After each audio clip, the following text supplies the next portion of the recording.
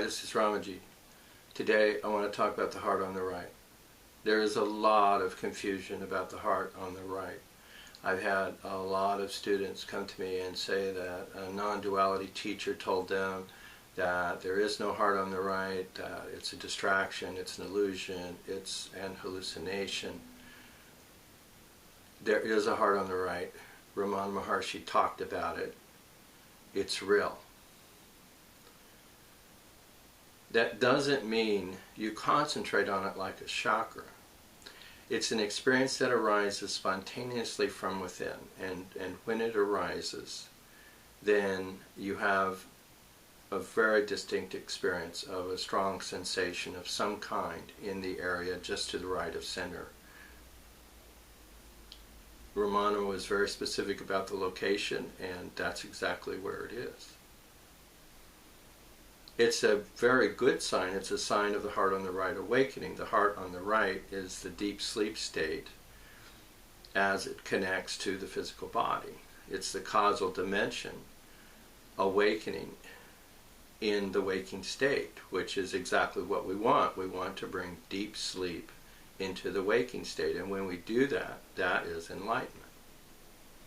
So the heart on the right is a wonderful sign.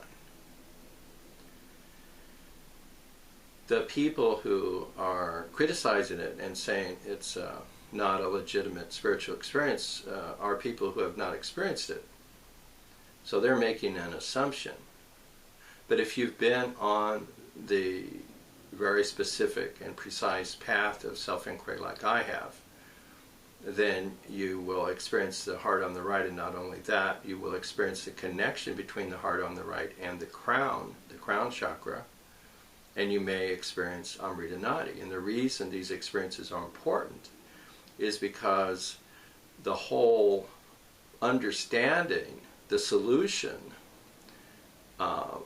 that self-inquiry presents is that the problems of life, suffering, occur due to the fact that the I thought rises from the heart on the right, goes up via the channel of Amrita Nadi to the brain at the crown chakra at the top of the head, then takes over the brain, takes over the body, and thus we have conventional suffering. So the experience of Amrita Nadi is important not just because of the experience, it's important because it exposes the pathway of the I thought. The goal of self-inquiry is to eliminate the I thought, and you eliminate it as a hunter stalking your prey. You are studying the I thought, its behavior, its nature. You are exposing it, everything about it. You are following its pathway, learning its habits.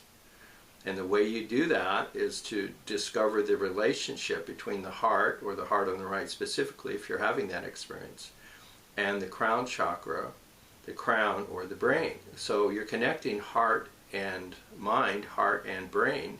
You're seeing the connection, and you're seeing how thought originates in the heart, rises up to the head, and then all the problems start.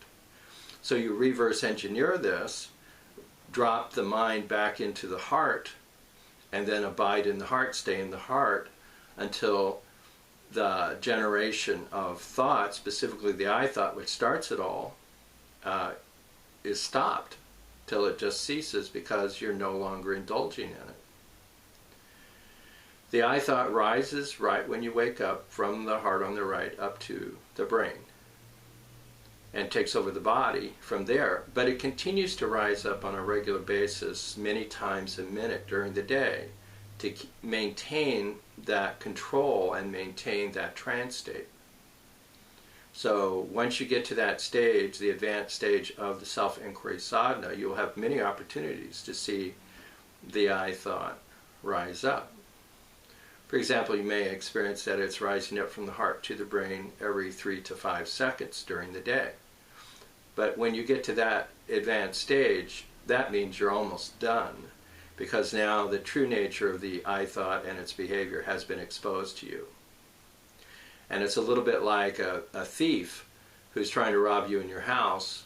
He can do it in the darkness, but as soon as you turn on all the lights and you see what he's doing, and he knows that you see what he's doing, the gig is up. he knows that he's finished. So then he surrenders. So when he's fully exposed and all the lights are on, meaning you're totally aware of what he's doing, that's what brings everything to an end. You can't kill him, but what happens is the heart comes forward, takes over, totally illuminates the situation and makes everything conscious, and then the I thought gives up its struggle to survive. It falls into the heart and dissolves. It dies. All of its activity is based upon fear of death, fear of its own death, and ultimately fear of its own death in the heart, because it's always jumping up from the heart. It's escaping from the heart, like a prisoner escaping from prison, a criminal escaping from prison, going on a prison break. Every single time the I thought shoots up to the head, it's a criminal, a troublemaker on a prison break. Well, the I thought needs to be returned to its prison and actually executed in the heart. So whether you have the direct experience of the heart on the right, or it's just simply the heart, the sense of the self, the spaciousness of the self, a pure awareness, ease of being, pure feeling of being, the heart on the right, whatever you experience, okay, the I thought specifically will be returned to that pure feeling state, which is no mind, which has no thoughts in it. The heart does not have thoughts in it, and it never will. That is how, like a black hole, it can destroy the I thought.